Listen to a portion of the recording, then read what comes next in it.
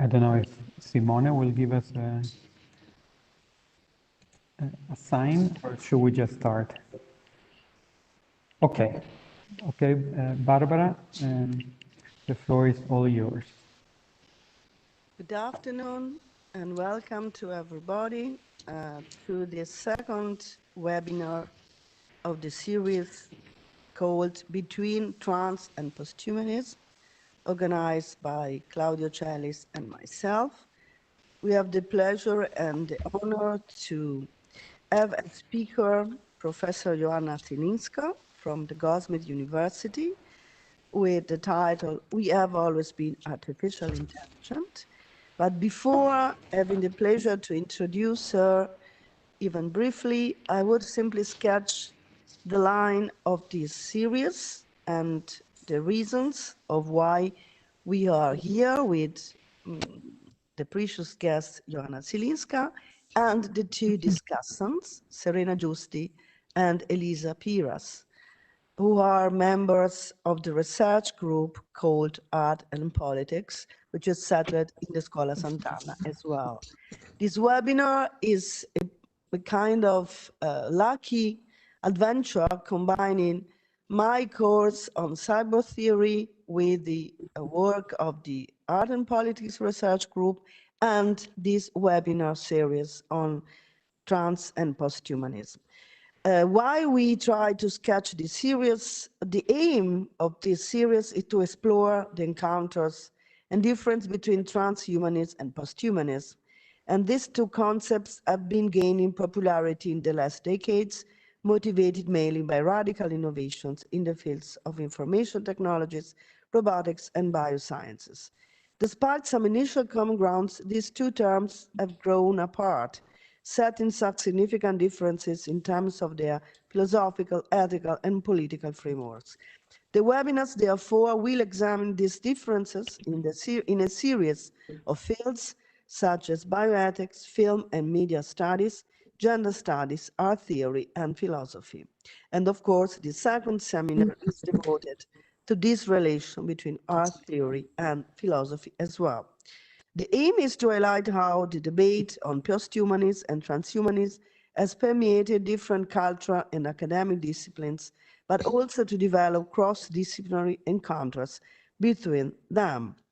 And of course, one of these encounters is between the still living research group called Art and Politics, which aims to highlight how politics and art are more and more tight-knit. And this program aims at exploring the nexus between art and politics across time, according to questions, what are the means through which art intervenes in the political arena, and how do politics shape art? And then art is a contested representation and visions embedded in power formations, resulting from specific historical moments and geographical locations. And then this program combines aesthetics, thoughts and political theory, art as a protest, creative expressions as a form of resistance, contestation and emancipation, cultural artifacts in a liberal context, posthuman art and security studies. This is why then I'm so happy. Thank you even to, especially to Claudio, who make possible this encounter. So I'm very, very happy to introduce the speaker, the main speaker of today, Joanna Zylinska, who is a very famous artist and media theorist, and professor of new media and communications at Goldsmith University of London, where she has been co-director of the media and communication department. Her research focuses on the areas of new technologies and new media, ethics, photography, and art. She has been visiting scholars in China, the US, and Canada. She's also the author of 8 books, among the most recent ones, Artificial Intelligence Art, Machine Visions and Warped Dreams, and I would recommend you the wonderful interview made by Claudio and a colleague, and of course, Zylinska, about the fundamental guidelines of this book. The previous book is The End of Man, a feminist counter-apocalypse of 2018, Non-Human Photography, 2017, and Minimal Ethics for the Anthropocene of 2014. And then we will see how the combination between computers and creativity will be cleared up. And Joanna Zylinska will pick up some threads from a recent book, I expect, and I will say that Joanna Zylinska will argue that to understand the premise of artificial intelligence for the creative fields, we must not confine ourselves solely to the realm of aesthetics. Instead, we need to address the role and position of the human in the current technical setup, including the associated issues of labor, robotisation, and last but not least, extinctions of the species. And so she will offer a critique of the socio-political underpinnings of IA, and Zylinska will raise a number of questions about the conditions of art making and creativity, today, in the past, and in the future. So I'm very happy to give the floor to Joanna. Afterwards, after her 45 minutes presentation, I will introduce Serena Giusti and Elisa Piro as well, who will bring again a discussion on different fields and suggestions. So thank you very much, Joanna. It's a very great honor and pleasure to have you with us, even in this virtual modality.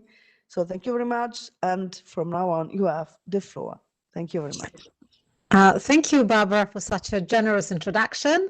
And thank you to Claudio for having been an interlocutor of mine for a long time now and for facilitating this encounter. So let me try and share my screen. And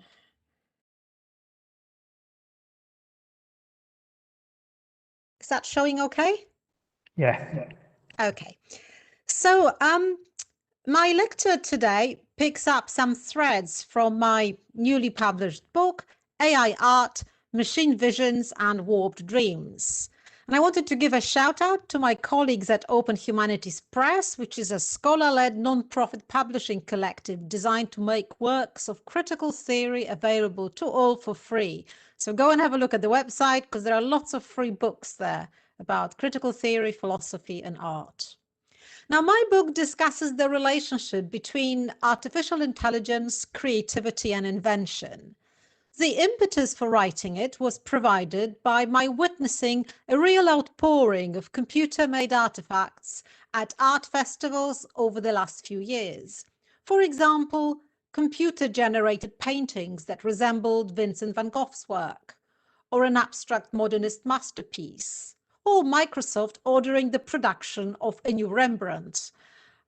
This kind of deluge of so-called artificial intelligence art has been taking place against a wider debate about AI unfolding in society, where the public has shown fascination with what AI can do and create, but also fear connected with the automation of the labor force and the potential elimination of people from their jobs, or even the annihilation of the human species. For me, the stories that accompany the rise of AI and the talk about AI's creativity and the potential threats have been at least as interesting as the artifacts themselves.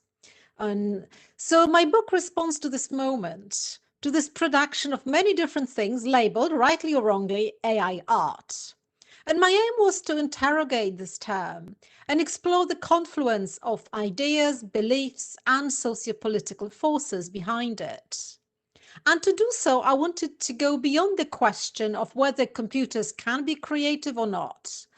When people think about AI and computer art, this is the question that often gets raised. Now, I do make an effort to answer this question in the book, and I'll talk about it a bit later today, but I also try to show why this question of whether computers or robots are creative or not is not really the best question we can ask, and it won't really get us anywhere. So instead, I propose to ask some other and I think more important questions. Should the recent use of AI in image making and image curation encourage us to ask some bigger questions about the very purpose of artistic production? That's one question. Or does it encourage us to interrogate once again what art is for? Who is art for? Who is the artist now? What is the nature of the art market and art institution? Can technology and AI challenge the status quo in any way? Does AI create new conditions and new audiences for art? And what will art after AI look like? Who will it be for? So you could say that the book is intended as a provocation or as an invitation to a discussion. And as part of the book's argument, I developed this thesis, which is also a title of my talk today, that we have always been artificially intelligent, and that what we humans call intelligence has always been artificial. Now, this idea goes back to the recently deceased French philosopher Bernard Stiegler and his concept of originary technicity. The belief that humans have always been technical, that we have emerged as technical beings through simple technologies such as flintstones, fire, clothing, language, although there's nothing simple about language or indeed clothing. Anyway, these ideas build on Gilbert Simondon's notion of subjectivity emerging through technology. So there is no such thing as a pre-technological human, I suggest. The human in his, her, their cognitive, corporeal and affective capacities has been produced in conjunction with technology. This idea is also present in second-order cybernetics and its notion of the system. So all of this has led me to think about intelligence as something that is not only limited to humans, and that's also a product of a technical relation. And when we think of intelligence in this way, language can also be seen as a technology. That is both as a signal of intelligence and a producer of intelligence. If we look at the development of art, art has always been produced with the help of all sorts of technologies and machines, apparatuses, neurological enhancements, hallucinations, dreams, viruses, and biological organisms and substances, such as drugs, cultural conventions, etc. So the reason I'm introducing this idea that we have always been artificially intelligent as a scaffolding for my ideas on AI is because I want to depart from this notion of the artist as a singular genius sitting in his, and it's usually his, or used to be his, garret or studio, and producing, being creative from the bottom of his soul. Instead, I want to show that creativity and the production of art are premised upon a form of intelligence that is always linked with technology and that goes back thousands of years. And also that art is always produced as part of a network, which is social. We find this idea revisited in an interesting work, in the work of kind of Brazilian Czech philosopher Willem Flusser, and his explanation of the conditions of possibility for the production of art and photography, and also of human freedom within systemic confinement. Flusser recognizes that we are to some extent machines and that we are subject to the operations of apparatuses, with these apparatuses being both sociopolitical and technical. And yet within this idea, he tries to seek conditions of freedom. And last but not least, feminist and post-colonial critiques have shown us that not all systems, not all machines are born equal. So when recognizing our entanglement with technologies, we need to interrogate what particular technologies do. The technology of policing, for example, is executed very differently for different people. And it's also different, let's say, from the technology of education, although this technology in itself can be both productive and oppressive. Cybernetics offers us a systemic view where all dimensions are entangled and communicate with each other. But feminism and post-colonial critique show how we need to stop and examine particular moments within this system. Now, to give you a bit of context for where I'm coming from with this line of thinking, the primary concern of my work over many years has been the constitution of the human as both a species and a historical subject. Adopting the geological probe of deep time, I have looked at the emergence of the human in conjunction with the surrounding technologies and artifacts, tools such as stones used as hammers, or more sophisticated ones such as computers, art, language. I've also explored the entanglement of human and non-human forms of intelligence and perception. And this set of interests is what connects my recent writings in non-human photography, The End of Man, and this most recent book, AI Art.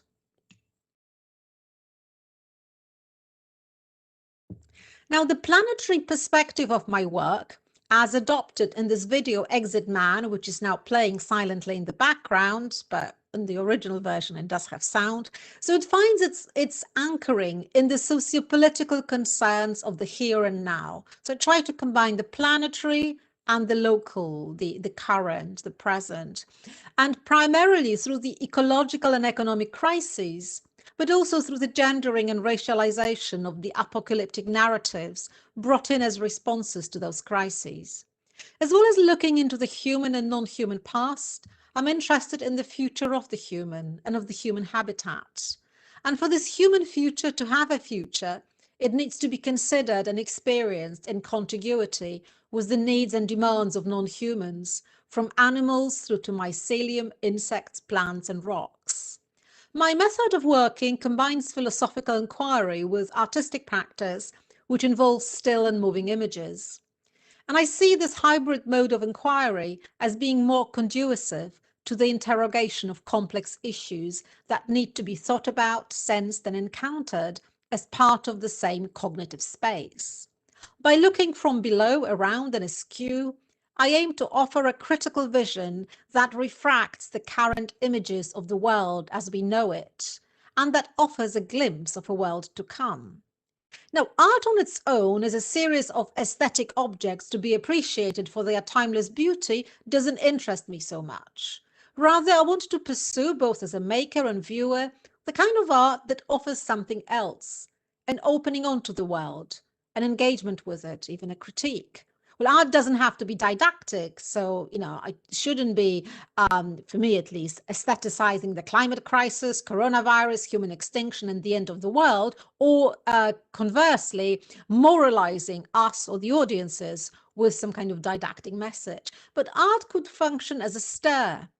It should still, for me, have an aesthetic function. It should touch and potentially open towards a transformation without prior guarantees. We get this idea in kind of Jacques Rancière, for example.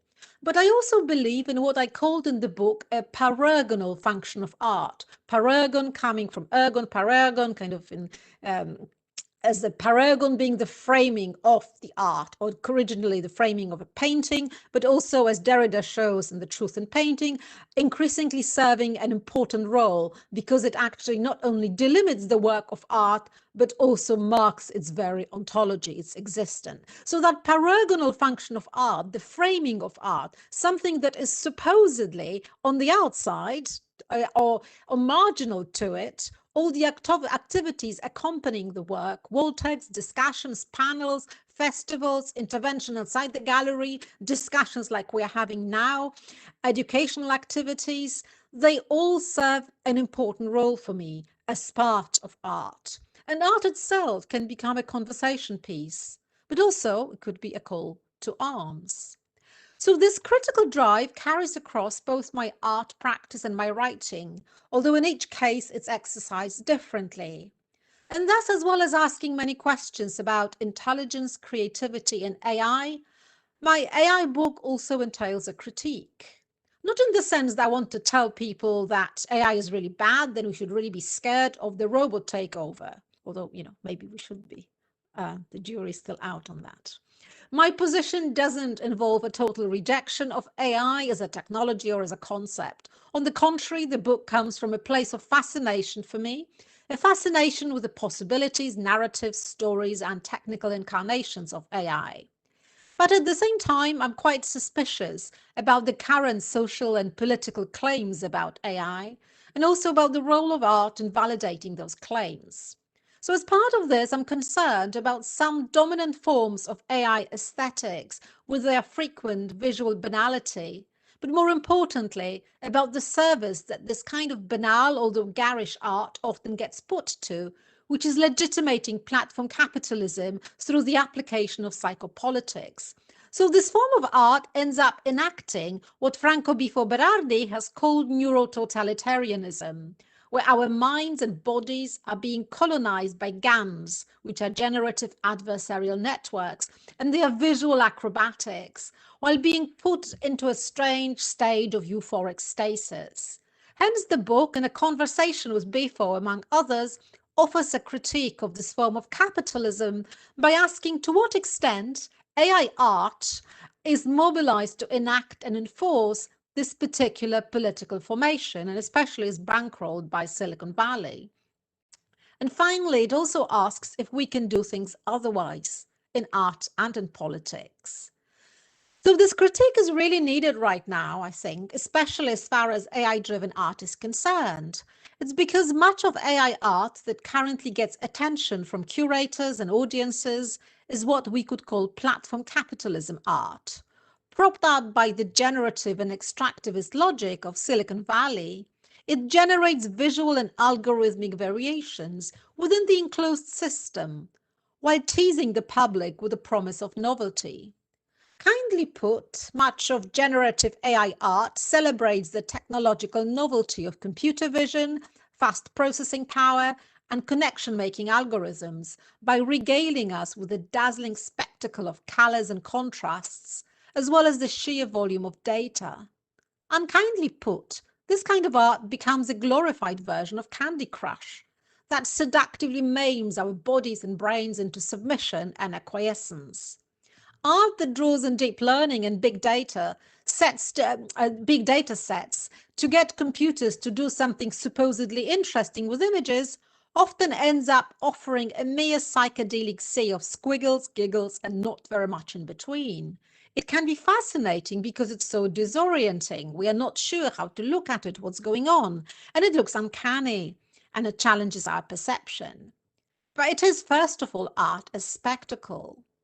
However, these imitation experiments with generative adversarial networks, producing works that look like, Francis Bacon, for example, open an interesting debate about our conventionally accepted parameters of authorship, originality, expertise, and taste.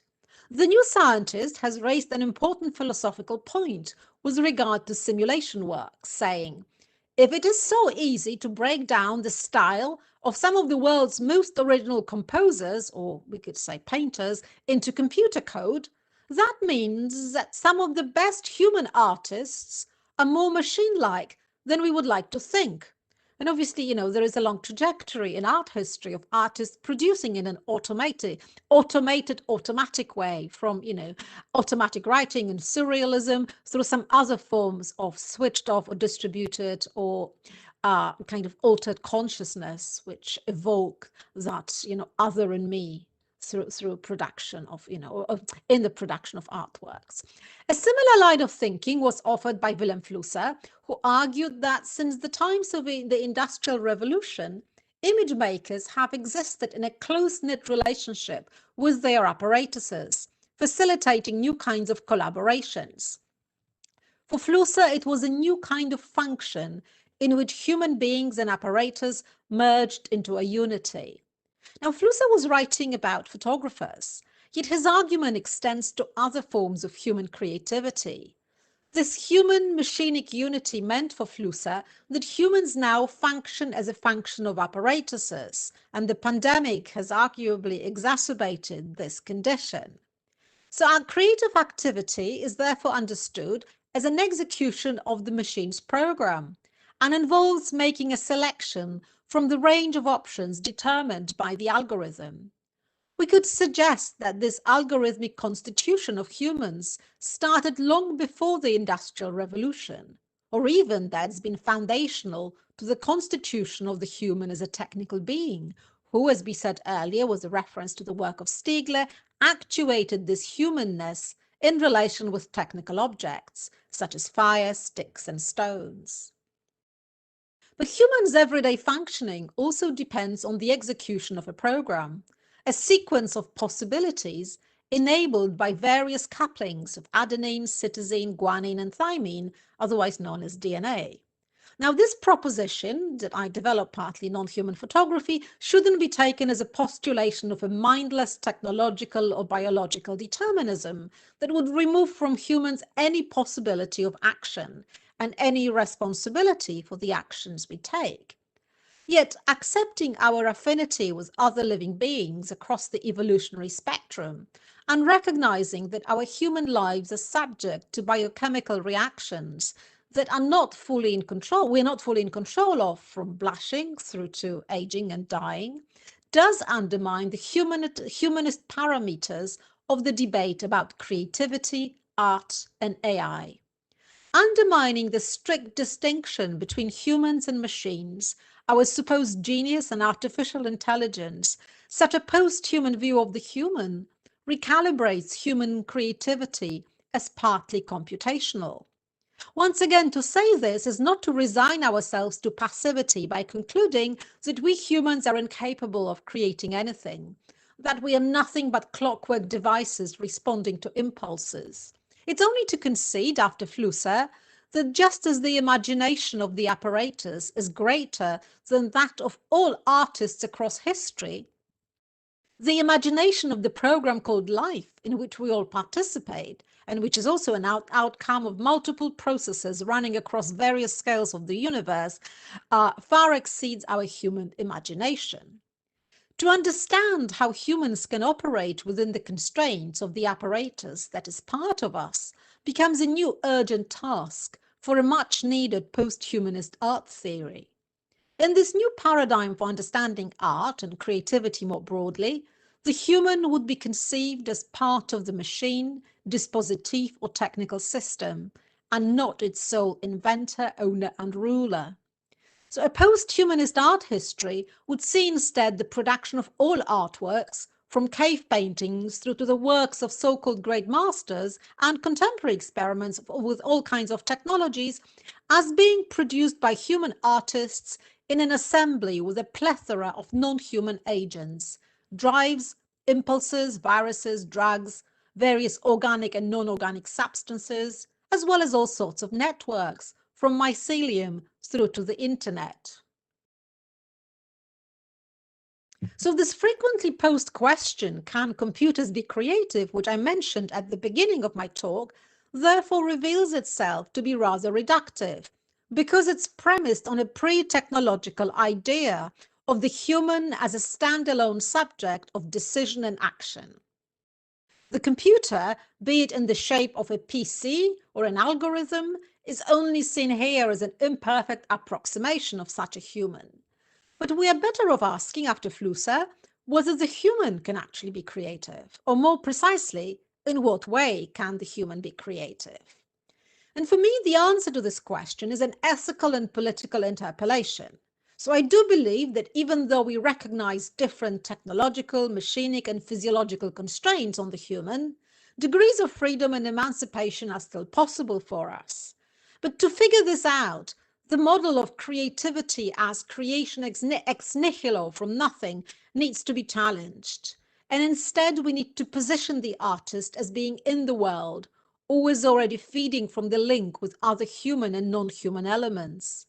We need to remember also that art is always already a form of extractivism, kind of drawing from the world, drawing from others. The question then is how to make this extractivism a little bit more ethical, a little less self-centered and self-aggrandizing, and a little bit more world-aggrandizing. And maybe at the end of this, it won't look like art anymore, and the person making it won't sign with the name artist anymore. I should explain the rationale for this argument and outline what I'm bouncing against here. As demonstrated earlier, a rather truncated concept of creativity is used in some forms of AI art, which is reduced often to the repetition of the same. So while going against this idea of, oh, this is amazing, the computer has painted something that looks like the work of Van Gogh, in the book I was interested in looking at some other more systemic theories of creativity. And the reason I was interested in doing this was because I thought that this truncated model of creativity was just producing works that were both mindless and pointless, which I described earlier as Candy Crush. So this model of creativity ends up propping up the companies of platform capitalism. For example, Google and its artist program, from which a lot of kind of work around AI art comes. But it also threatens to close down on more radical, critical, and predictable forms of creativity, which for me involve looking for things that could push the system to get out of sync, to open itself up. And of course, we want and need some systems to run correctly, but we want to open up others. And again, not all systems are born equal, have equal functionalities, equal tasks, equal forms of embeddedness. So the idea I'm going against is that of creativity understood as repetition of the same, but also as absolute novelty. And to do so, to perform this critique, I rely on Whitehead's idea of creativity as something that occurs in the environment, which is what psychologist James Gibson calls affordances, possibilities emerging from the environment. We could say that things happen in this encounter or mutual unfolding between the organism and the world. And here I rely on the work of my colleague at Goldsmiths, Mark Dinverno, who together with Arthur Still claimed that AI research would benefit from adopting the concept of intelligence based on attentive inquiry into the relationship between the human and the environment. So the questions that we need to ask are, for whose benefit are we designing? How do we ensure that AI doesn't just become the next step in making the environment more subjugated? Creativity and design in relation to the environment still require that we ask certain questions which relate to our human responsibility for what we can and can't do. We need to recognize the nexus of forces, beings, agents, demands, and to act from within that nexus. Rather than having a model of the human as someone that stands outside the world and of technology being a mere tool, we need a more dynamic and entangled model of creativity. This can also be found in the work of cognitive scientist Margaret Bowden, who suggested that being creative means diverging from the established path that we carve out and then follow each day. This is seen in her idea of transformational creativity. But again, I don't think we can You could say that politicians such as Boris Johnson with his Brexit idea, or Donald Trump with his whole sequence of ideas around immigration, economy, and everything else, were diverging from the established path, both in terms of their behavior and in terms of their policy. Some people would describe their actions in terms of creative distraction. And this is why there are other concepts and other frameworks that need to be brought in for me. It's not enough to say, oh, it's divergence, it's complete transformation. Something else for me is needed. Not all forms of divergence from the established track are the same. And also the logic of Silicon Valley is often very much in the vein of let's break things and see what happens. And we see what happens now. For example, there is no affordable housing in the Bay Area. Not such an amazingly innovative idea. In a way, it's just taking the kind of neoliberal capitalist policy around housing and taking it to an extreme level, but not really breaking anything in a radical mold so much. So divergence from this set path and creativity as looking for alternative paths and solutions had to be brought together with concepts and philosophies of the world, with political models of the world. And creativity needs to be considered in those terms for me. It can't be considered as an abstract concept. Because if it is, and indeed it often is in places like Silicon Valley, the theory of creativity as absolute novelty sneaks in through the back door, and we end up with neolibertarian theories of politics and economics. And I certainly wouldn't advocate that. Now, many artists have explored the problem of creativity, experimenting with questions of human and machine creativity in a way that goes beyond the humanist paradigm. And they've tried to do something. They've tried to create some openings. And one artist I want to tell you about that I discuss in the book is a Portuguese artist called Leonel Moura. And he did this piece called Robot Art, showing an ensemble of small robotic vehicles traversing a large sheet of paper and leaving multicolored line marks on it to create a large abstraction. Moura explains that his robots have been equipped with environmental awareness and a small brain that runs algorithms based on simple rules. The images obtained are not designed in advance, but are rather the result of randomness and communication between the robots on the canvas. The artist's principal interest lies in exploring complexity in art, produced in collaboration with robots. And Moura says, whether a work of art is made directly by a human artist or is the product of any other type of process is nowadays of no relevance. More decisive is whether or not a new art form expands the field of art. Since robots like those I use are able to generate novelty, it must also be recognized that they have at least some degree of creativity. So I find this really interesting because Mora seems to be partly resigning from the role of the artist and ceding the creative ground to the machine and the algorithm. But only a very particular, arguably old-fashioned and masculinist idea of the artist as a creative genius at odds with the world, one who is also standing above the world, that is being challenged here. The robotic artist unveiled by Mora and his predecessors is of the world. He or she, as the case may be in many experiments with AI, is also in the world. There is therefore a subtle socio-political message implied in this repositioning. And Estonian artist Katja Novitskova's work is also worth highlighting in this respect. Her recent project feels like a spoof version of the artificially intelligent work which mesmerizes and seduces the viewer. Yet there is no visual seduction here. Instead, the visitor to her strange archive of images and objects is faced with a set of puzzles. What are these electronic cradles doing here? And what's happening to the human babies they were meant to be cradling? What do the alien-like creatures hovering above them stand for? Novitskova's post-internet dystopia, because it just looks like it's been, printed off the internet. So her dystopia has been described by writer Toki Lickerberg as art for another intelligence. And I love this phrase, art for another intelligence. The artifacts included in the show, and the show, it was shown in London at the Whitechapel, it was shown at Venice Biennale, it was shown in a solo exhibition in Tallinn. This may cause a sense of information overload in a human visitor, but algorithms will be able to detect immediately what a given piece of data or a given image indicates. Novitskova's work offers a premonition of the world to come, a world in which not only the majority of images are not being taken with a human viewer in mind, as Trevor Paglen also highlights in his work, but also one in which machines constantly perceive, communicate with, and exist for other machines.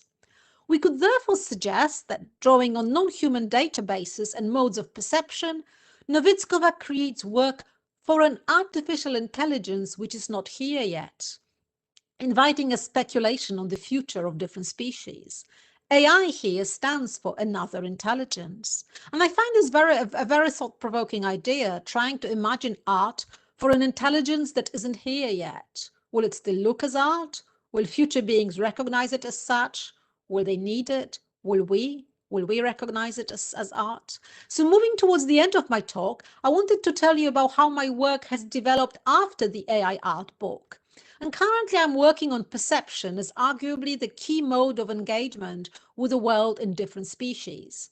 And the project involves looking at the reconfiguration of the eye in the digital age and the humanist blind spot in machine vision. And as part of this work, I'm investigating the role played by images, especially mechanically produced images such as photographs in human becoming. And as part of this new research, I recently made a short video called Neuromatic, which deals with the problem of machine and computer vision. To make this video, which is slightly over 6 minutes, no, not 6 months, that would be very Matthew Barney of me, which is slightly over 6 minutes long, I reanimated, with the help of a big GAN algorithm available via Artbreeder, some historical and contemporary images of eyes and brains. The images were taken from the Wellcome collection, which is a repository of medical images in the UK. The idea behind this work was to raise some questions about perception unfolding between the eye, the brain, and the world in humans and machines. Now, the video's title, Neuromatic, is a coinage of two terms, neuro referring to nerves or the nervous system, and matic standing for something referring to the eye, which is mate in Greek, but also referring to matic as an automatic willing to perform. So Neuromatic captures this link between the eye and the brain in the visual apparatus, but it also suggests, playfully, provocatively, that vision itself can be understood in machinic terms.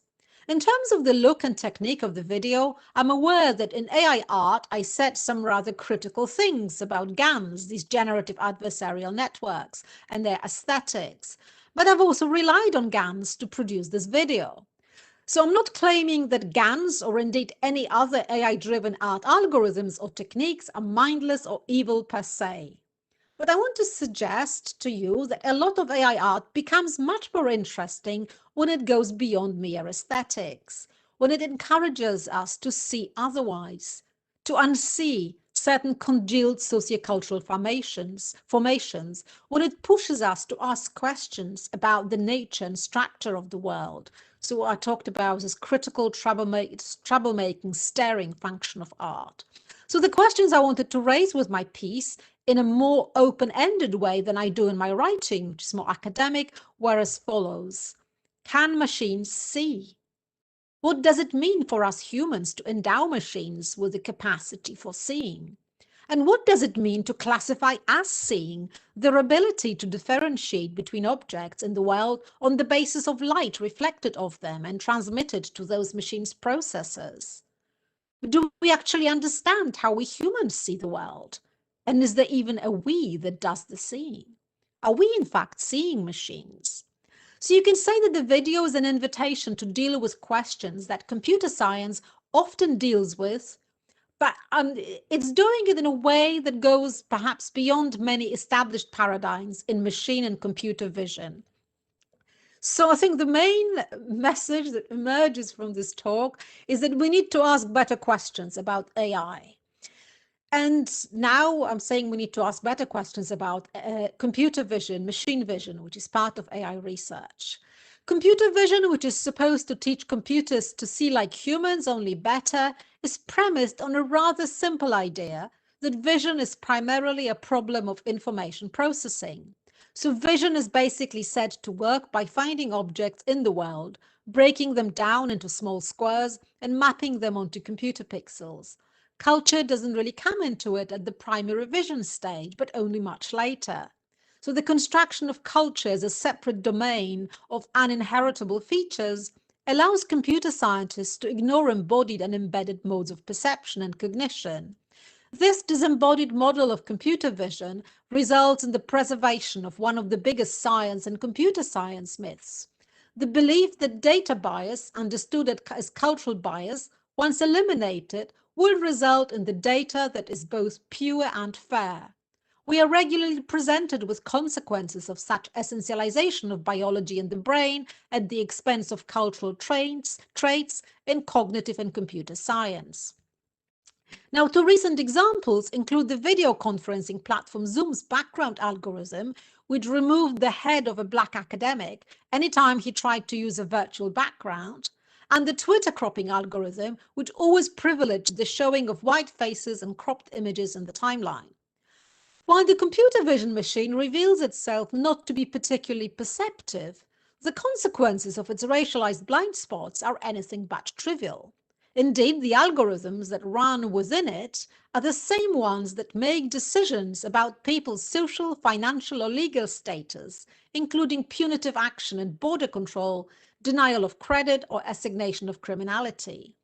So while early Google image recognition algorithm was highlighted in 2015 to auto-tag pictures of Black people as gorillas, there is still a problem with face recognition of Black females, with a high false match rate explained by industry experts as a combination of the difficulty of lighting a Black face and the makeup worn.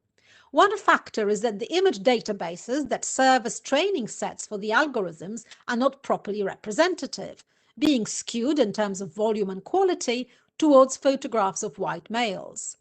But there is a deeper logic at work here, with a whole systemic infrastructure involved in the production of cameras, lighting systems, image processing software, and the visual and cultural training of photographers and image technicians that produces a particular set of internalized norms that can then be presented as posing an objective difficulty in taking a photo of a person with a dark skin.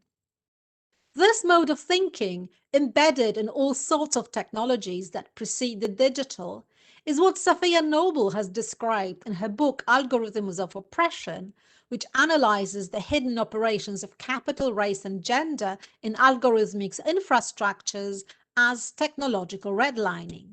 suggesting that artificial intelligence will become a major human rights issue in the 21st century. She issues a call for us all to understand the architecture and logic of algorithmic decision-making tools in masking and deepening social inequality. Noble leaves us no illusion that algorithmic oppression is fundamental to the operating systems of the web. It's therefore not enough to just debias the data. Rather, we need to ask bigger questions about the forms of injustice embedded in it. We also have to ask what it means when the elimination of the glitch, while desirable from a technical point of view, ends up making the punitive surveillance running on this data even more efficient. So you eliminate the data and then the system is even more horrible than it was when it was biased. The correction of the data bias doesn't correct the violently penetrative and extractivist logic of the computer vision and AI system. It actually strengthens it. So the question I want to leave you with, because I've been asking lots of questions, but some more as a kind of as a finishing touch, can we do better than that? Can we make smarter AI, but smarter in a sense that goes beyond the instrumentalist logic of artificial intelligence and computer vision? Thank you. Thank you very much for your really fascinating, deep and broad at the same time, wonderful piece of art.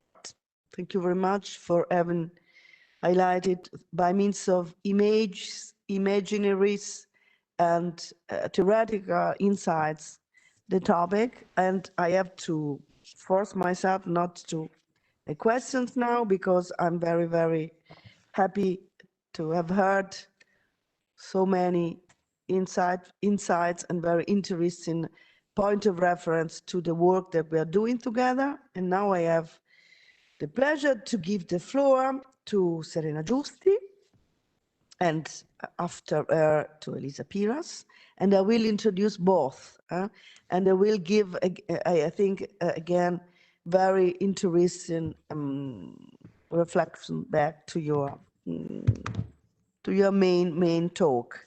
Serena Giusti is head of the program on Eastern Europe, Russia, and Eurasia, and among the founders and member of the research program of Art and Politics, I quoted at the beginning, which work in the Sant'Anna School of Advanced Studies in Pisa, and she's Senior Associate Research Fellow at an Institute of International Studies in Milan.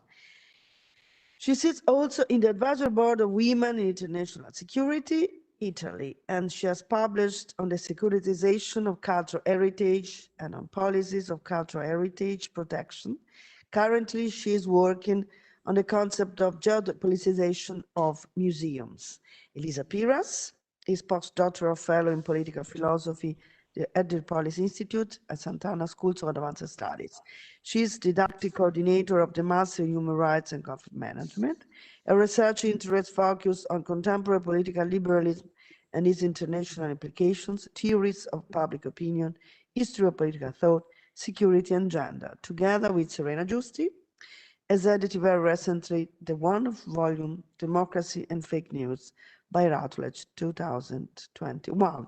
So from this brief CV's description, I think you can expect the kind of questions that I will pose to you. First of all, I give the floor to Serena Giusti, and I thank her very much. Thank you very much. Okay, thank you, Barbara, and thank you, Claudio, for having organized such an interesting and inspiring seminar. And thank you, Joanna, for being here with us and share your finding, your research, your also art, pieces of art you show in your presentation. As you can imagine, I have most question to ask you rather than comments. It's very difficult to comment because you really touch upon so many interesting and inspiring issues that I would like probably to deepen some aspect. And I would start from saying, and I understand that technology has always been used in art, and this is something probably we have only acknowledged quite systematically and seriously only recently. But if we think about Leonardo da Vinci, as I'm speaking from Florence, that's the name that comes to my mind. He used a lot of technology for his creation. Then the thing is, and I think this is a big dilemma that you have already tried to tackle, is to what an extent artificial intelligence can replace human creativity, in the sense that to what an extent, and I refer especially to machine learning system, the machine can go beyond human creativity, beyond what people desire and imagine, because we are used to consider technology as a instrumental to art, and is still guided by human because of data, because of other picture we put there. But my curiosity is it possible to think of a creativity that is untangled from humanity, in the sense that it's really something that cannot even be imagined and desired as such by human, by people? So to what an extent there is an imagination, a creativity that is really detached from humanity. And then another consideration is about the function of art, or how art can be perceived, especially if I'm thinking about the possibility offered by artificial intelligence of replicating pieces of art, because replication is really something that can be obtained through artificial intelligence, which is not the case when humans are producing something. And the fact that it can be replicated, what is, in your view, the impact? Can we have more popular art? So in other words, there would be more possibility for people to appreciate, to study art. It would democratize the world of art, or not, or because it's difficult to appreciate the aesthetics of artificial intelligence. And then, as a consequence of this question, my further question is about the places of exhibition, or the very concept of exhibition in itself. I can understand that art produced by artificial intelligence can be everywhere, so it's not linked to geography, to an exact place, but then there would be a specific space. Do you believe that, for instance, museum will not be any more fit for this kind of pieces of art? Because we see that some pieces of art are exhibited in museum, but probably this is just the beginning, but we can think of about other space, or just everywhere. And then, as you have shown, almost everyone using technology, artificial intelligence, computer is able to produce piece of art, even if we don't have manuality or specific artistic characteristic. Is this mean that we have the chance, people to become more artists? this is true with the photography, obviously. Every one of us with our mobile or device can do photo, post photo, and become a sort of art. But this is going to be even more common. And how this fact that we all are entitled to be, in a way, artists is giving us more agency, especially when we use art for protest, for resistance.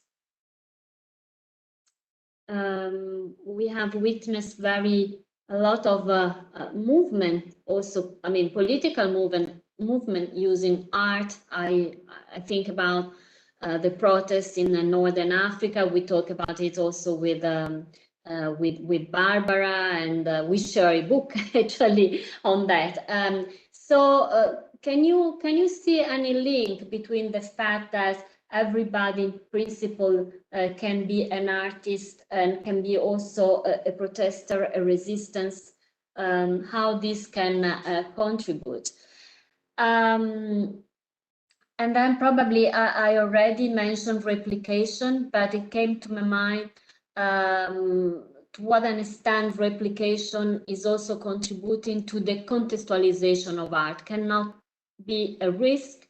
For instance, if we think about pieces of art that are produced by artificial intelligence, just deriving from, I don't know, a specific painter or a specific art movement, the fact that it can be replicated is contributed to the contextualization of art, to the exportation of art without context. I'm thinking recently we have this David by Michelangelo that was printed in 3D and sent to Emirates to be exhibited there. So I was thinking about that. And the last question that it came to my mind this morning, because I saw just a short presentation done at a design museum in London, where they were showing a piece of art by produced by artificial intelligence, but there was a sort of robot, the person who produced, I would say, this piece of art, and so it was presented that the self-portrait of this kind of robot. So my question is the difficulty to understand artificial intelligence art probably still at the moment require a process, a sort of process of how can I say, to make something anthropomorphous, anthropomorphization, something like that. So still we have to refer to the imaginary related to human rather than to artificial intelligence. Right at the moment, we are not able to disentangle the two dimensions, I would say. So I think I have so many questions. I stop here because otherwise you don't have time to answer to my question. As I said, I don't have much comments, but more curiosity. Thank you again, and I leave the floor for Elisa. Thank you. So thank you, Serena. And then Joanna, you have a lot of stuff to manage. So please, you have the floor. Thank you very much. Okay, thank you very much, Barbara and Claudio, for organizing this discussion. And thank you, Joanna, for the, I think, great presentation, which was somehow provocative. I will try to give you probably the perspective of a political philosopher dealing with especially theories of justice, and knowing something about the role of art within public opinion formation. So what I would like to highlight is that in your book, one of the features that I liked most is the fact that you mention a lot of experiments and very recent projects which tried to combine artificial intelligence art with different kind of reflections. So for instance, you mentioned some feminist project, you mentioned some ecofeminist, but in the, I would say, post-Anthropocene sense projects. You mentioned also a project that you conducted that I would like here to recall, which is linked to your reflections about undigital photography. So you kind of situated yourself in a tradition, I would say, which goes at least from Benjamin and Barth's reflections about what's the point in having images and calling them art. And you tried also to look at this post-industrial or digital society in order to investigate the real meaning of photography. So the project, for those of you who are interested, is called View from the Window, and is a project completed, I think, in 2018. And I'm very briefly explaining what it is. Joanna asked 100 Turks to take a picture from where they were working. If you, like me, don't know what a Turk is, Turks are people who work in mainly for Amazon or other very big companies, suppliers of human intelligence tasks. And this is the definition that Joanna gives in her book. So they are kind of machinized humans who perform very repetitive and basic tasks which have to do with the digital environment. And so she asked 100 people who were located, no one knows exactly where in the world, perhaps some of them were not even humans, who knows, to take a picture from where they were working, which is, I think, a fascinating and at the same time uncanny image of the digital proletariat or sub-proletariat in this case.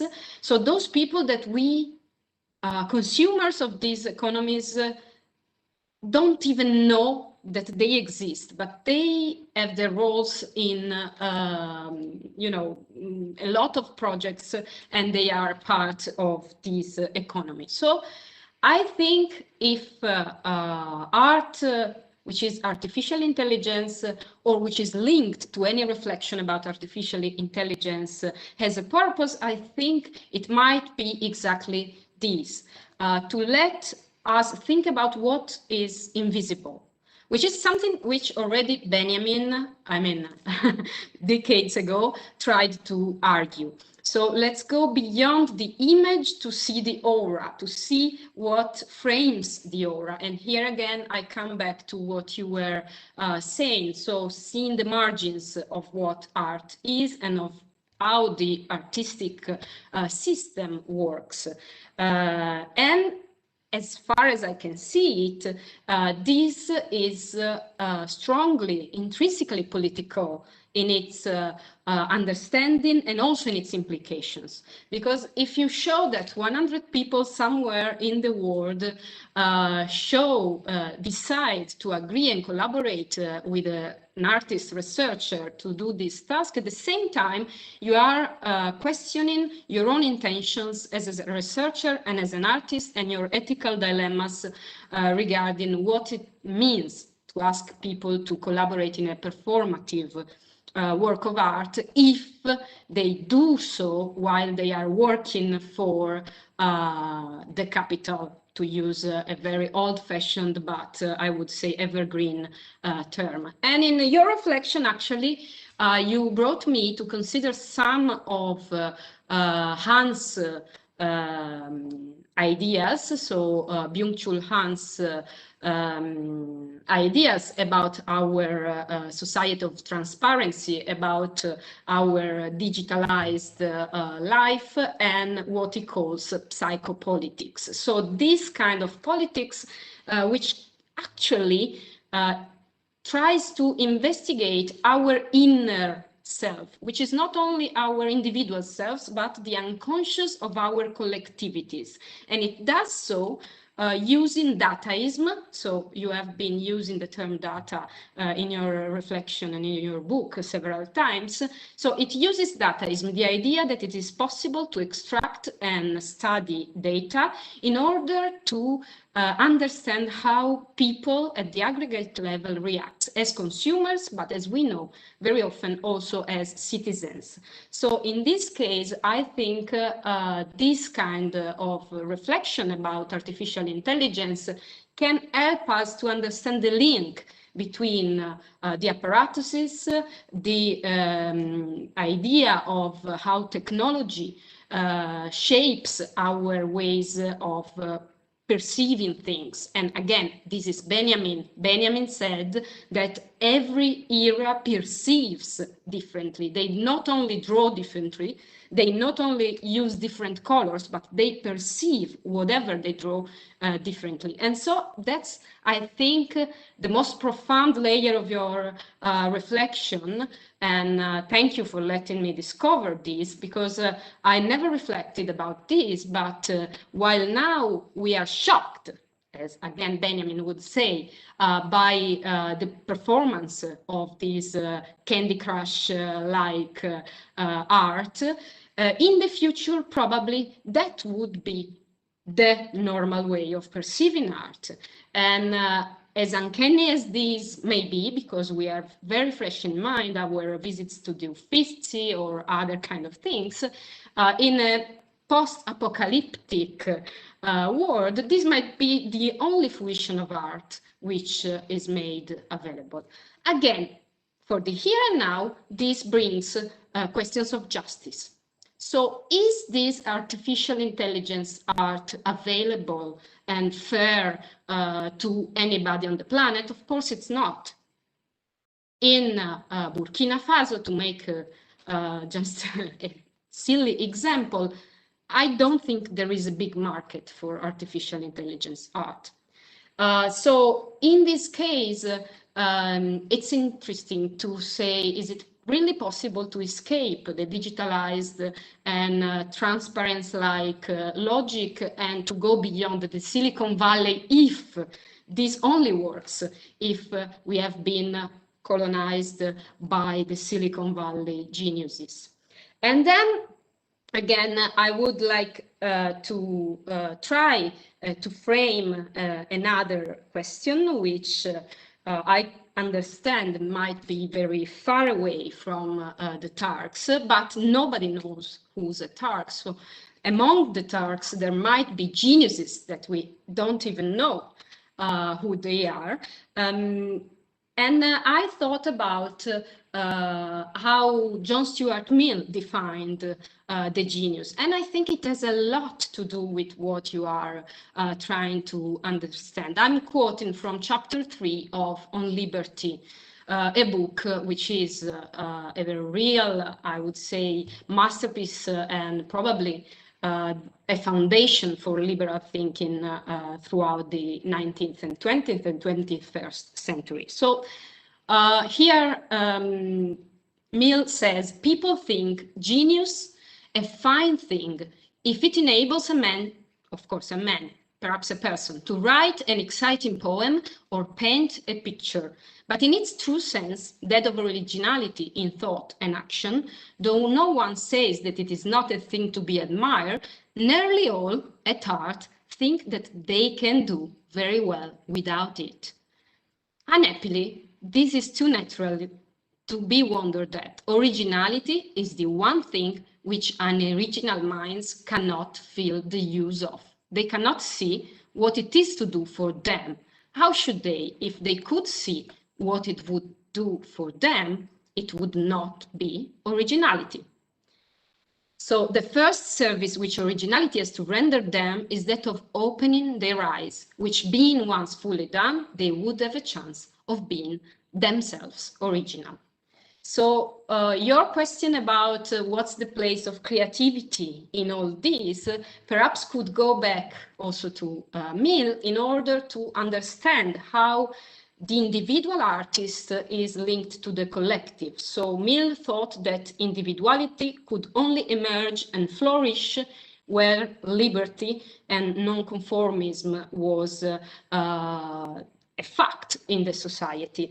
And I think in this case, trying to go a bit beyond the obvious, beyond the visible, to uncover and reveal what all the Turks' geniuses, which are hidden somewhere in the world, could contribute to, might be an idea. And perhaps what we could understand from algorithms, from artificial intelligence, from this kind of technology, which is something which accompanies us more than being completely other than us, might be how to frame a new idea of creativity, which is original. So a new idea of thinking, which is not necessarily not only transformative, but I would say lateral, rhizomatic, and radical, which brings us to find, discover, and connect several ideas from different domains of our own experiences in order to give, I would say, some goals to our actions, which should not be necessarily teleological, but should be somehow of, I would say, constructively oriented. So I know there are a lot of I would say voids in my reasoning, because this was a rhizomatic experience of reading your book and your previous book, by the way, The End of Man, which was very fascinating, I think, in order to understand a bit this field, which was completely new to me. So thank you very much for helping me discover these ideas, and thank you for your answers. Yes. Well, thank you. Joanna, I think you have to manage again a lot of stuff, but I think you should appreciate how deeply and original this reading has been. So I think is a kind of indirect thank to your work, to fascinating work. So please, you have the floor, and then we will give the floor to the people who are writing questions in the chat. Okay. So much. Thank you very much. Okay, well, thank you. I wanted to say a huge thank you to Serena and Elisa for such generous and thorough ways of engaging with my work. I mean, this is like a true gift to have such engaged interlocutors. I'm very grateful. I've taken notes when you were talking. I'll do my best to kind of quickly go through some of the main points and do my best to answer them. So I'll start with Serena and her questions about artificial creativity. The first question Serena posed was, to what extent can AI replace human creativity?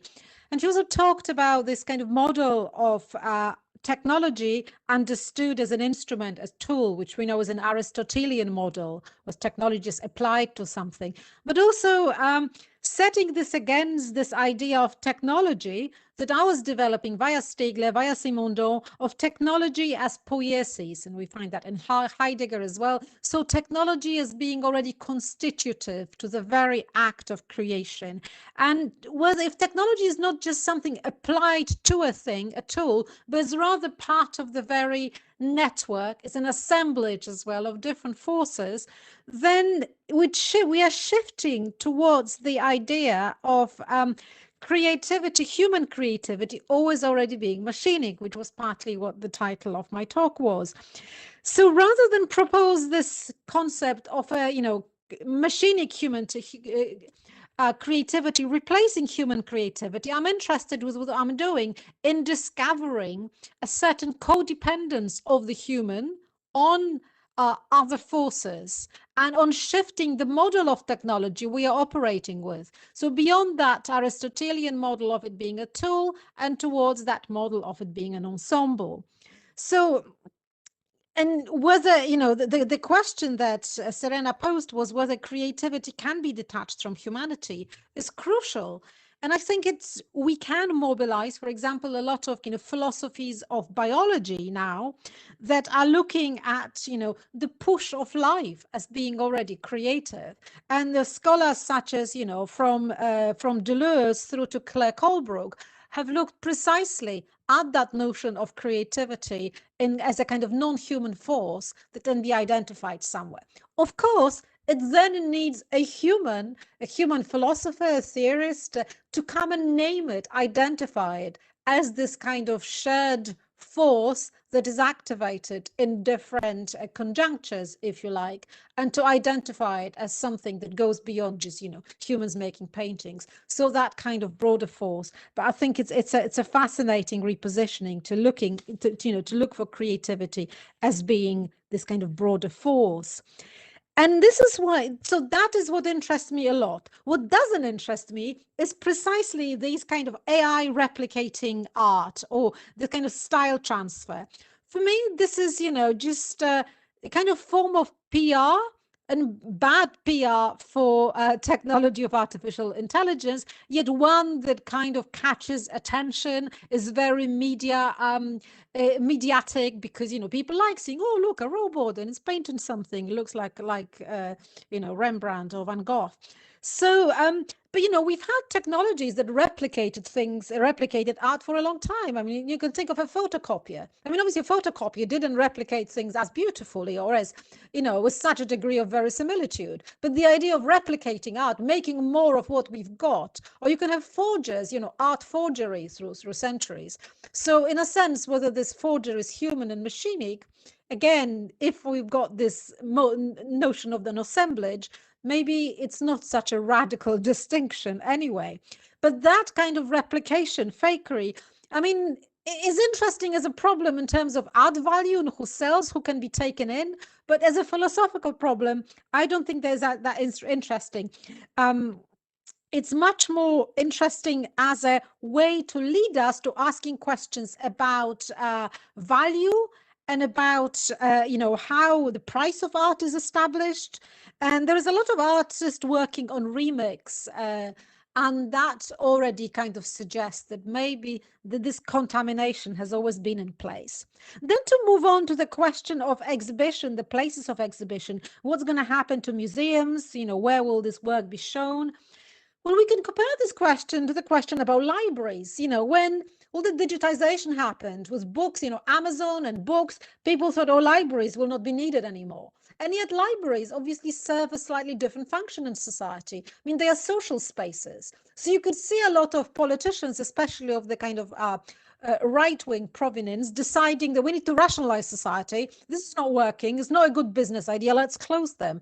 But libraries started functioning more and more as spaces where, you know, providers of internet for different, you know, socioeconomic groups that didn't have access to it at home, especially fast-speed internet, providers of social links, provided of culture, not just books, but other forms. And I think the same is about museums, the function of museums. So obviously art, and especially digital art, electronic art, can be shown in other spaces. But museums are also places of community. They are places where people come together, not just in this individual art experience, but they also come together with one another. Museums, galleries are spaces of education. They are spaces of... so in that sense, I think maybe, you know, and I don't think it's just AI art, but digital art more broadly pushes museums and galleries to rethink some of their, you know, some of their roles, some of their social roles as well. And even if they were to show, you know, the same they've done with Lascaux. You can't go and see Lascaux caves anymore, because you will damage them.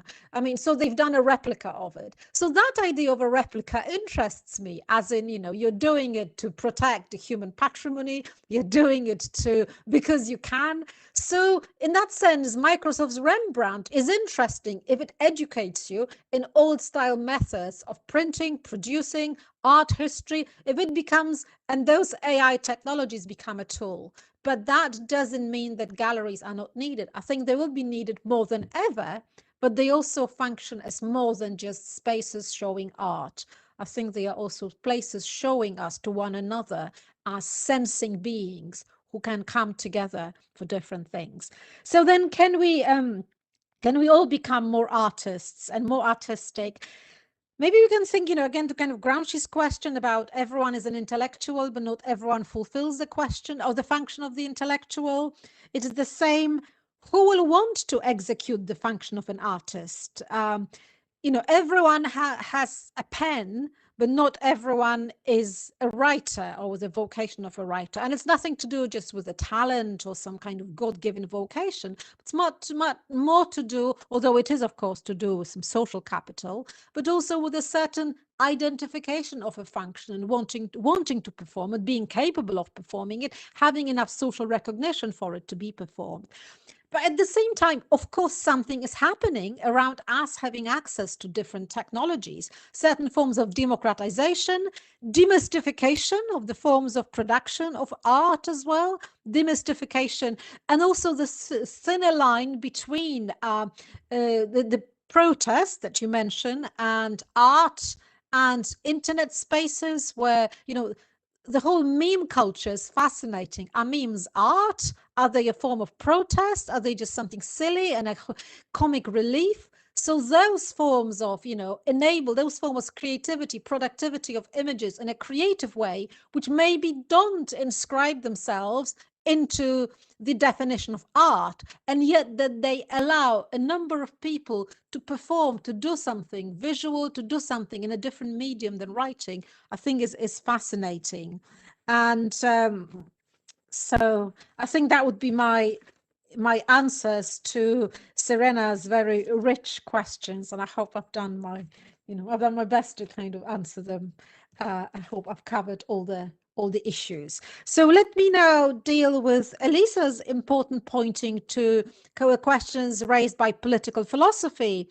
And thank you for discussing my MPERG project. Sorry I didn't show you. I was wondering whether to show it, and I decided to show you instead my latest project, which is not in the book. But I was delighted when you were talking about Benjamin, and we're talking about how every idea perceives differently. The question of perception, which is obviously the key question as well around machine vision, machine perception. Who sees? Can machines see? Do they see like humans? Do humans see like humans? Do we actually know how is can we reduce seeing to only a biological process? And obviously we know from visual culture, from visual theory, from art history, from cultural studies, and no, we can't. So if we can't do that, and we as scholars are not happy with it, why would we be happy to allow for computer vision to be purely biological or computational process mimicking biology? It's also a cultural process. It also has art historical value. It also has political consequences. So machine vision also has a visuality, and this visuality needs to be studied. So, and that's partly what I'm doing now with this video, but also with a bigger kind of project. I'm writing this book called The Perception Machine now. So that was a very, very interesting link for me, and I'll go and rethink and revisit kind of Benjamin's aura around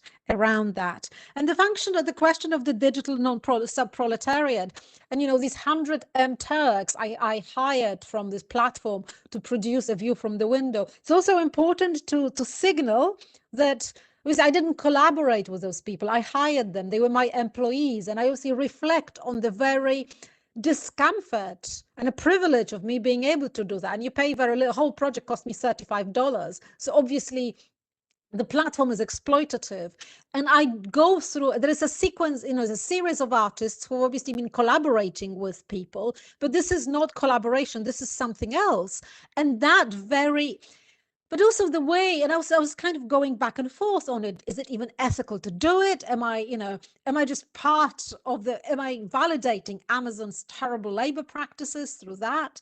And obviously I decided to reflect on it, to do it, because I wanted to partly experience that varied process. I mean, we all participate, or especially, you know, about reliance on Amazon in the UK, in Italy, but in the UK, I mean, it is, I mean, through the pandemic especially, I mean, Amazon has become, you know, a service provider for all our basic needs, not just shopping, but lots of other things, you know, food, delivery, contact, a person coming to the door and waving every day. So obviously the terribleness of it, coupled with the functionality and cheapness, is what changes everything. But also why I was interested in that model of hiring labor that could be seen as creative, or that I could extract as creative. But, you know, I'm sure to these Amazon workers, I mean, I priced the tasks a little bit higher than other tasks are, so they were snapped in within 1 or 2 minutes. But the fact I was interested in who can afford to be creative today, and how is the question of labor and creativity combined.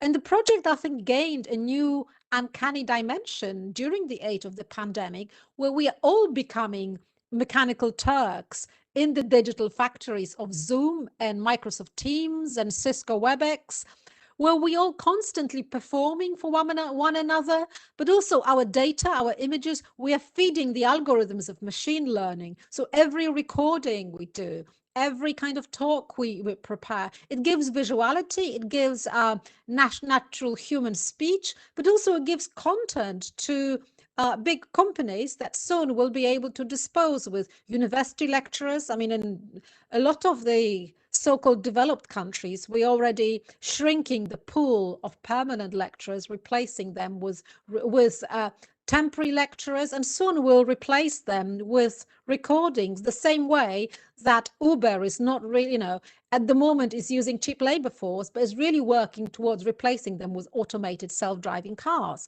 So that idea, how we are all potentially M-Turkers, and how all our creativity, including perhaps the production of philosophy, critical thought, that on the one hand is getting more and more negative press from politicians because it's seen as useless. Students do all these humanities degrees and nothing happens. They just get into debt. You know, Bill Gates is also now has a whole narrative about what's useful education. So that's very worrying. And on the other hand, the possibility that any forms of creative critical discourse will be taken over by machines, and this will be the moment when it does actually matter who is articulating it, because I'm sure you can train an algorithm in producing a kind of, you know, piece of critical theory as well. It's just that, you know, who this piece matters to, what is that drive beyond. And I'm almost gonna sound like John Stuart Mills here, which is an anathema to me, because in a way a lot of my work arises precisely out of a critique of the model of the liberal model of subjectivity proposed by Mills. And I'm much more interested, and that's why I'm partly doing all these experiments and all, you know, this kind of philosophizing in a slightly different way, more and more through small books, through books that also include art, but also looking at networks, looking at going beyond the idea of the originality, the genius, the he genius especially, and looking at networks and the codependence on others. So the notion, all the concepts that Elisa ended up with, the new idea of creativity, which is lateral, rhizomatic, is very much what I'm kind of trying to develop. But in relation to this, I think it's important to also notice that some of these ideas, concepts matter to us embodied humans here and now. And to say that is not to return to obviously John Stuart Mills's liberalism or individualism or humanism, but to recognize the vulnerability of embodied humans that might have always been machinic, but that certain forms of digital hypercapitalism push into a form of technicity that is far from desirable. So I'm interested in that kind of link between humans and machines. The forms of machinicity, if we could say, proposed now cause me deep concern. Maybe I'll stop here, but thank you to you both. So thank you very much indeed for your even more passionate set of answers that give more flesh and light to your previous expositions, or previous very, very brilliant conference. Before I give the floor to the people who are waiting in the chat, I will ask Claudio to read the questions of the people who are in Q&As and in the chat. And if I may, I would only briefly, if I may, of course, ask you which is the role of the post-human main field of studies in terms of defining and refining the main concepts of your theory, which is immediately a practice in terms of artistic activities, and which is, of course, the role of the Donna Haraway enormous influence from a cyber manifesto to the simple yeses of the last year. So because they are the main, some of the main topics of our course, from cyber theory to xenofeminism, and on the basis of your previous work, you are sure able to give again very bright and interesting insights on this. Thank you very much. But if you want, you can wait a little bit for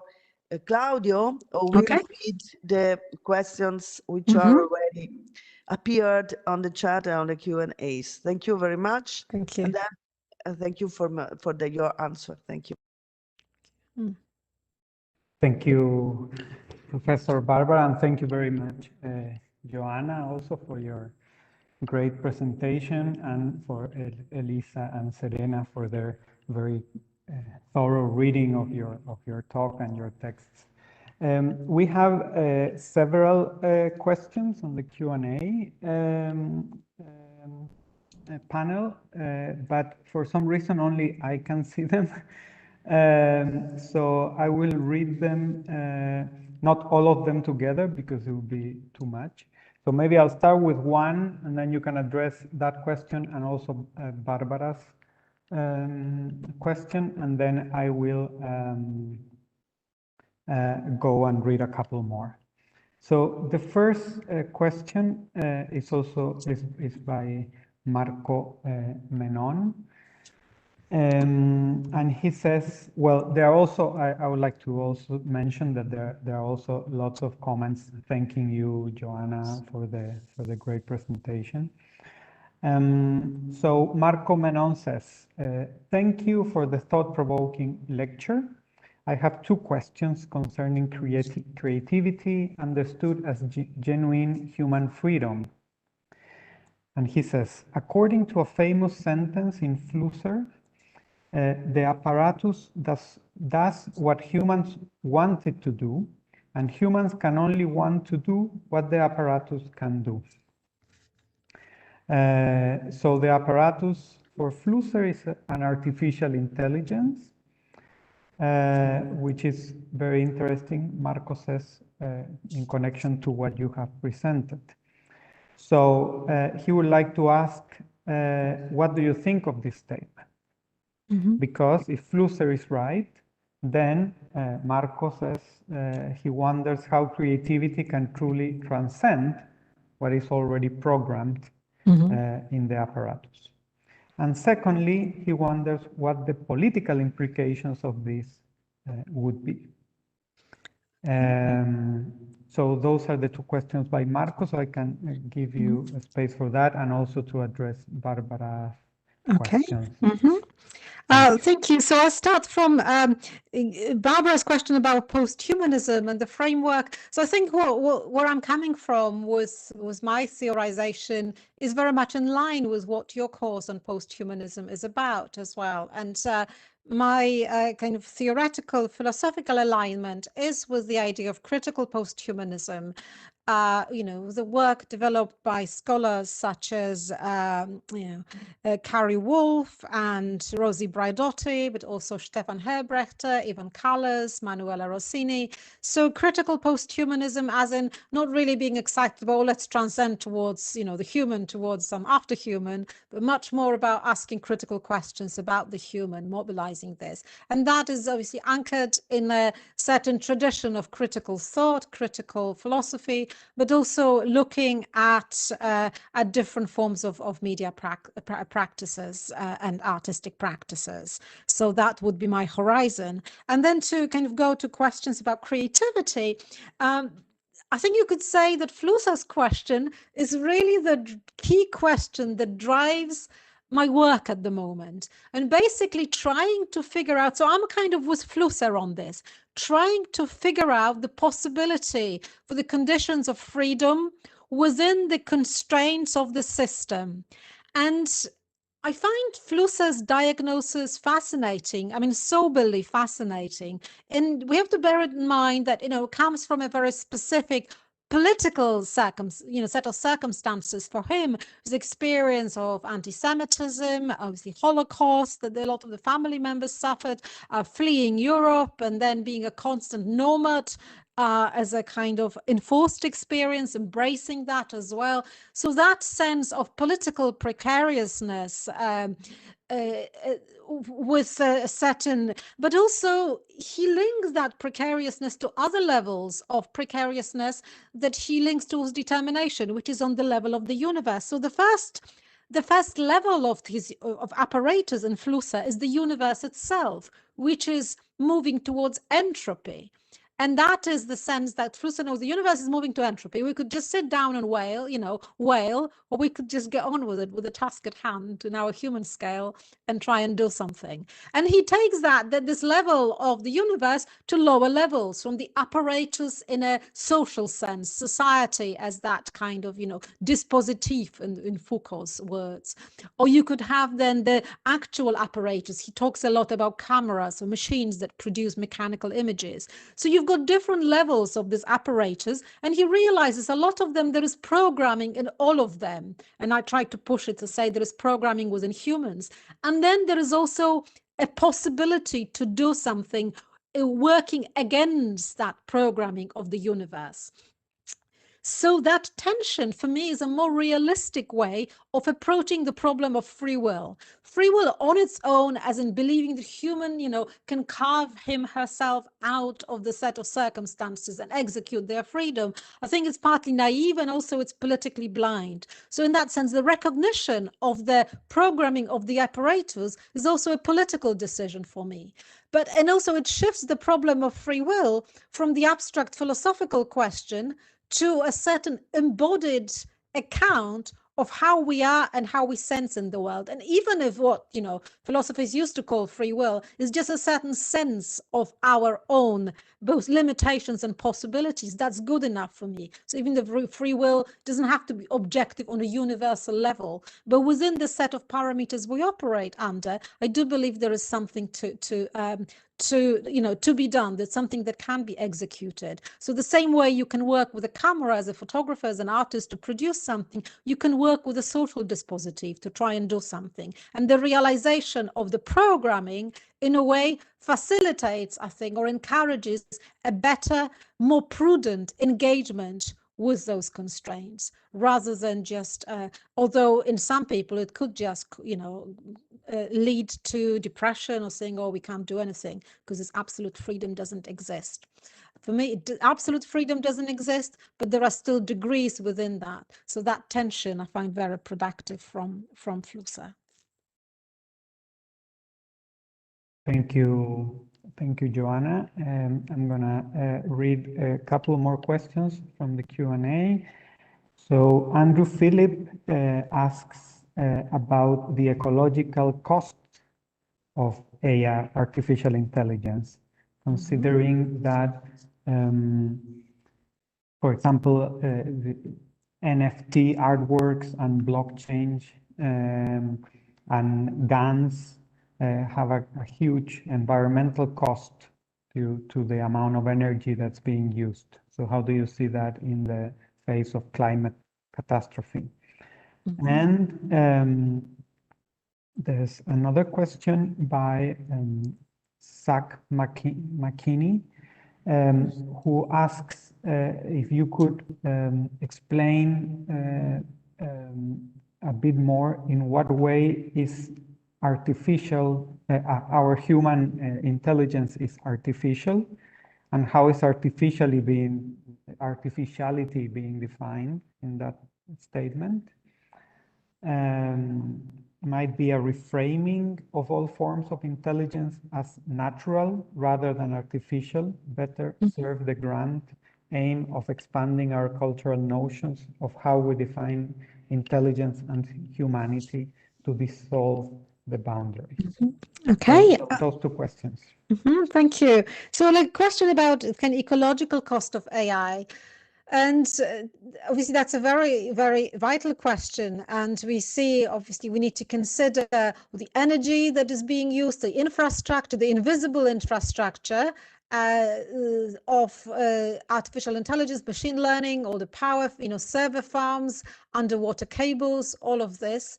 But we also need to look at AI perhaps as a replacement problem for another kind of issue, which is kind of climate change. So in a book, in a way, I play with this notion of artificial intelligence and artificial stupidity, and looking at AI, what I call an Anthropocene imperative. And I'm thinking, well, the Silicon Valley especially, and I use Silicon Valley here as a name for, a very particular kind of techno-libertarian logic, which is also tied into a very particular form of capital and power, exercising its force over our lives in different parts of the globe, not just in the Bay Area. So when we've got that sense, so AI as the Anthropocene imperative pushing us to realize that the biggest threat perhaps is not the robot attack, but also the rising of sea levels and the depletion of resources and all of this. And you could see that the discussion, the fascination, even all the hype around AI could become a replacement problem for something that we don't yet know or are unwilling to deal with. So it becomes, to some extent, a manufactured problem, which also becomes more palatable because it functions, it's more in the realm of science fiction, and especially on the level of artificial general intelligence. Will they come and have our intelligence like us? I mean, we are not anywhere near self-driving cars or anything, any other,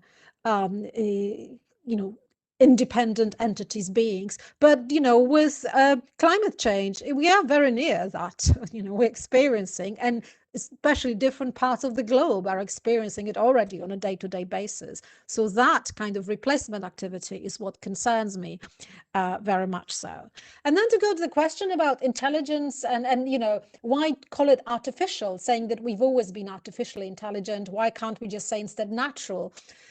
And obviously what I'm doing with it is a provocation. I'm using a particular, it's a figure of speech in a way, but there is a reason behind this. You could have called it something else.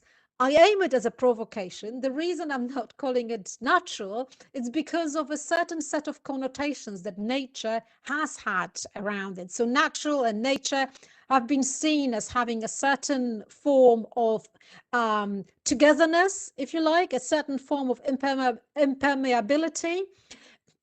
And to call something natural ascribes causes and sometimes even a force, a self-propelling force to an organism that possesses it. And also there is the whole kind of eco-discourse around nature. I'm much more with Timothy Morton, that I'm interested in ecology without nature. So because I think nature has had philosophically quite a lot of kind of problems and stumbles, I would like to denaturalize our conversation about nature. And that's why my provocation is not a statement of truth that we've always been artificially intelligent. It's much more a provocation, as something that is supposed to jolt us out of a certain use of concepts and to offer that maybe we should think, about them differently. But also the statement that we've always been artificially intelligent suggests that intelligence itself is not just a self-contained force. It always comes from elsewhere in other organisms, not just in humans.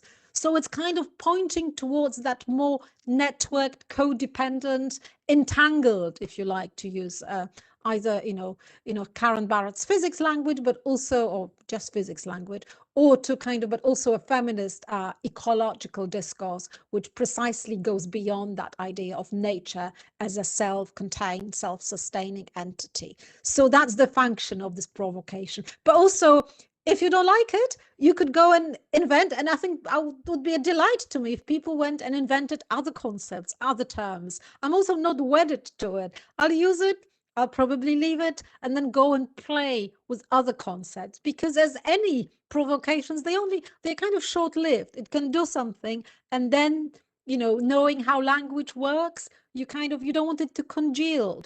They say you don't want it to congeal, you don't want it to become a proposition forever and ever. So you go and try and make other statements, you try and make other interventions into concepts. So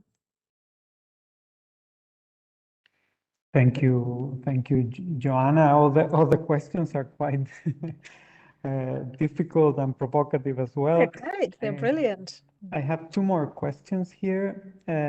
Giuseppe Anerdi says, in my understanding, human emotions are mainly analog functions captured by an analog brain, while artificial intelligence, for example, deep learning, functions is a digital function, so they can only express creativity through a digital brain. So how the analog human brain and the digital artificial brain sort of connect there.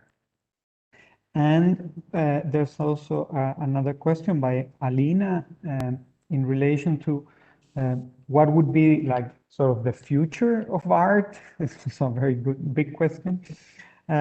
Taking into account all what you have talked to us about artificial intelligence today, and if the principles of modern art still have a place using these new technologies, or if not. Okay, thank you. So the question about the relationship between the kind of analog and the digital, and the mapping of analog emotions onto the kind of digital framing. I mean, we can see how it's obviously a problem in a lot of machine learning. It's a problem with machine vision as well. And it's, say, what I'm kind of working on at the moment, because vision, you know, human vision is analog as well. But the way computer vision deals with it, it decides that you can extricate something called primary vision, and you can decide, you can find objects in the world as existing objects kind of out there that the human mind, brain, eye system perceives. And then you can divide that into pixels and map the functions on the level of pixels. So that basically, it just, so in computer vision, that translation from analog and digital works by making a number of foundational assumptions about comparability, if you like, or translatability. To some people, well, myself included, these foundational assumptions are problematic and they obscure as much as they clarify. And because of and obviously there are a lot of biologists raising questions for that. So to return to emotions, that happens in a very similar way. At the moment, the level of machine emotions is quite primitive. Scientists have distinguished, I think, 8 primary emotions, and they at the moment guessed primarily on the basis of facial features. So it's kind of and then they are gathered when people are happy, sad, and everything. And so again, that kind of analogs and kind of culturally specific set of emotions, which are not just expressed through faces, but also through words, through different bodily kind of signaling, that all disappears and is broken down into a grid of emotions. And you can have 8, but then eventually you can have 16, 32, or however many. And then decisions are being made about that, whether we believe that eventually it will be able to do that, whether emotions are reducible to it. Again, I'm suspicious towards it, but I know a lot of money is invested, especially on the level of psychology of consumerism, because believing that, you see people go to shop and I'm sure something happens, like if you like something, your eye kind of pupils go bigger. So customers are excited and there's going to be a desire to immediately direct them to what they are seeing. So you can do some stuff with it, but broadly, I think correspondence between analog emotions and kind of digital forecasting, again, I'm suspicious about, and especially about the businesses that are monetizing it. And then finally, and also you can see as well it being a problem when it then gets used in criminality and something. If the machine reads your emotion as being, you sit in a lecture or you're crossing the border and the machine reads you as thinking bad thoughts about, I don't know, Boris Johnson, let's say, and doesn't let you into the country, for example, because it read you as something, while you might think this is my default expression. I always look slightly angry. And so politically as well, that's, no good things will come out of that easy translatability, I think. Question about the future of art and whether principles of modern art still apply. I mean, see, where art will go, see, you have no idea in a sense. It's interesting to see a little bit into the future. I'm, I suppose, more interested in posing questions about the very possibility of art, the validity of art for some kind of future humans. But whether the principles of modern art are still, I think they are still important for us, embodied humans, with a particular training, with a particular preferences, and even to think about these future developments. Of course, we do need to rely on established frameworks. We do need art history, we need knowledge of art and traditions, and we need to be able to understand them and understand the kind of formats, even of modern art, to then be able to make a discourse about what's going on with these other things. So in that sense, of course, it's important as well as a marker of a certain territory, even if this territory is shifting, or even if we want to be actively involved in shifting that territory. So I was telling students as well, to actually go and do all the crazy things with philosophy, with art, with whatever, you really need to know your field well, because you can only go and break Heidegger or break, painting if you know what you are breaking. So I think there is a need for, the knowledge of whatever your tradition you are working your way through, like a worm or a virus. So. Thank you, Joanna. I think this is a good question to finish. Jorge Rodriguez says, according to Deleuze, the act of creation implies a form of resistance. So can artificial neural networks produce a form of resistance, taking into consideration its genesis linked to cybernetics that you referred to? Well, obviously, that's a brilliant question. And I was pondering that idea recently, because at the moment, a lot of applications of AI is just really to make capitalism better. Basically, they're going to make everything faster. They're going to make, everything more of a product, deliverable quicker. But could you apply AI to think of some better solutions to the world? Could you think, we as humans haven't been that capable of figuring out how to have a more just society? I mean, there are theories in this, but we haven't been able to implement them. I don't know, maybe you could implement AI or put in AI to implement a more just, a more fair society. So the danger would be that it would take its task so seriously, it would become a tyrant, because we're saying, I will make society fair. If you are not agreeing, I'm going to shoot you lot because you're not agreeing. And we've seen that in a lot of reformists who started with great ideas, political ideas at heart, but because people didn't want to join the revolution immediately, they lost their heads. So, but in principle, the idea of how do we, use artificial intelligence as a form of modeling to imagine better solutions would be good. But I think you would need to invite more people to the table beyond the instrumentalist logic of, of Silicon Valley again, which is like doing good things with tech, as is their line. I think doing good things with things would be maybe a better, and with people would be a better line. But if AI wants to join and help and can figure something out with us, for us, yeah, I'm saying bring it on. Thank you, Joanna. I don't know if Barbara, you would like to. I would ask you if there's somebody here in presence who wants to put some questions. Yes, there are, of course. So I think you have to come over there and to switch on the microphone. And if nobody is ready to put questions from the chat, I would have two very, very brief final questions, if it's possible to put them. Please introduce yourself and please, you have the floor. Can you hear him? No. No. Can you switch on the microphone? Okay, Try now, please. Yes. Yeah. Yes.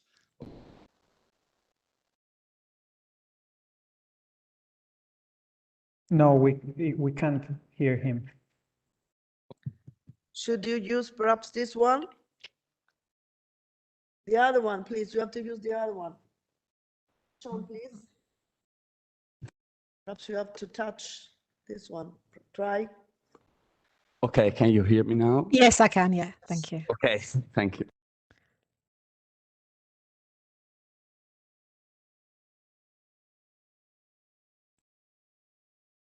No, again, we cannot.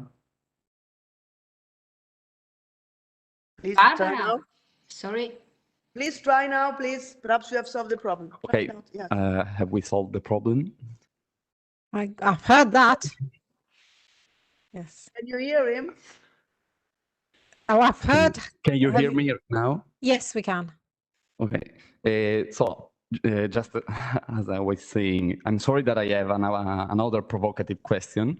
That's but okay. Something came up on my mind during the election. So I was thinking that algorithms does not and cannot do deep or close readings just as like humans. No algorithms experience or absorb immersive, integrative, assimilative, or evocative reading. Human readings reverberate into the body, provoke consolidated memories, releases tides of emotive biochemicals, and catalyze analysis that occurs with a living yet limited experience and field of culture. The computer instead digests patterns in language and it converts them in every letter into a numerical designation. Can really something like poetry made by an artificial intelligence interact with emotion just as much poetry made by humans do? And there's a limit between machine learning production based on aesthetic paradigms and rhymes and literacy provider and the world of emotive creativity. The explosion of emotion on paper, the intrinsic artistic form of the world that came out from humans. And sorry for my English. Yeah, no, it's great. Thank you. Thank you very much. Thank you. I mean, it's a great question, and you are absolutely right in saying that algorithms can't do close reading, deep reading that's evocative yet. At the same time, I wanted to put this across to you as a provocation that maybe most humans can't. When there are surveys, like literacy surveys in different nations, it seems that most humans don't understand more complex sentences. People read less and less. The majority of people have shifted to different forms of communication. And by saying this, I'm not just saying that people are stupid. I'm not saying that at all. I'm just saying that reading is a particular skill of dealing with complex paragraphs and ideas embedded in them is perhaps something that only belongs to a group of relatively small group of people in, societies who are kind of communicating in that way. So in a way, the algorithms can't do it, but they also can do other things with texts. I mean, they can already write text. For example, they can write news, they can summarize things in a way that is quite persuasive, that you can easily be taken in by not knowing who it's been written by. So I am kind of intrigued. So maybe the same way, like I tried to say in the talk, mimicking the new scientists, saying that maybe what we humans think of our own creativity is not as creative as we thought. Maybe it always has a certain algorithmic characteristic. We've learned it, but we think it's natural. So it's the same about these kind of machines and their ways of reading, writing. The bigger question, the provocation that you ask as well about them kind of writing poetry, being able to, again, I think with machine learning now, you could probably teach them to write poetry. At the moment, it's more on the level of haiku through to the structure and everything, but they can write forms.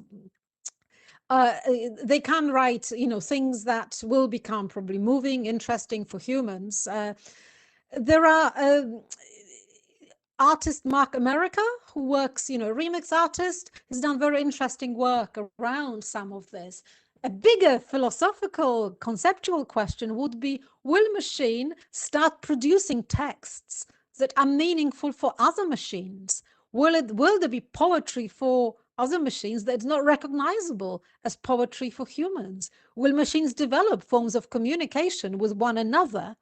And, that we won't be able to know. Maybe we'll never know an answer to this question. The same way, like we don't really know whether animals have communication with one another that perhaps goes beyond our ability to understand it, decipher it. Over the last decades, we've realized that animal communication is much more sophisticated, for example, in dolphins and orangutans, than we suspected. But maybe there are other forms of pleasure in that communication, forms of, poetry also being a form of pleasure. Maybe there are other forms that go beyond pure functionality, but because of the cognitive gap, we won't be able to see it, to understand it, to name it as such. So maybe it's our own human limitation of in terms of what we recognize as a pre-given category, such as poetry and what it looks like, that limits us in being able to see it. It's speculation, but maybe it's not half wrong. So thank you very much, because we are continuing to put in question and to get in wonderful answers. So we can go on the whole evening. But if I may, I have a question to you as an artist, which is the role of irony in your work as post-humanist artist?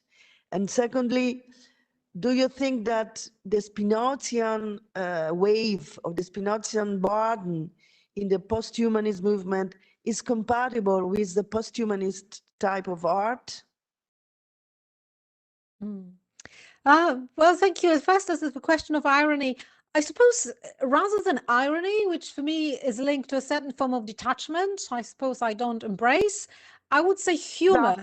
Exactly. Humor is more important to me, a certain sense of humor. But again, it would be going along with also what Haraway tries to do in her work. So bringing in humor as a certain method, as a way of also slightly doing not just art, but also philosophy slightly differently, kind of going against the conventions within those conventions and seeing what happens. So I suppose humor rather than irony. And the second question about the Spinozist model and whether it's compatible with a post-humanist method. Well, I suppose, again, if we're thinking about this critical post-humanism and thinking about this, that it's done, for me, within critical post-humanism, again, you can see it obviously in the work of Braidotti and others, there is a deep ethical commitment to that exploration of potentiality of what could happen within bodies, within these kind of confluences of forces. So in that sense, yes, absolutely. If it's not just a linear overcoming of the human, but much more a critical exploration of the human here and now. I mean, that's how we read the kind of post-humanism. So in that sense, yes, I think it can be, work within the Spinozist paradigm. So thank you very much. If there are no other questions, I don't know, I think so. I'm very, very grateful to you, very sincerely grateful and happy. I hope that you are satisfied as well with our audience, with our great discussants. And I hope that is thanks to Claudio, the first of future meetings and future encounters of this kind. And I will continue reading your books. Thank you. I really wanted to say a huge thank you for the invitation, but also for such a kind of generous and thorough, rigorous, interesting provocations and questions. I'm very grateful. So, thank you very much again. Grazie a tutte. Thank you. Thank you very much. Grazie, Bye-bye. grazie. Bye. Thank you. Goodbye. Bye. Goodbye. Thank you. Yes.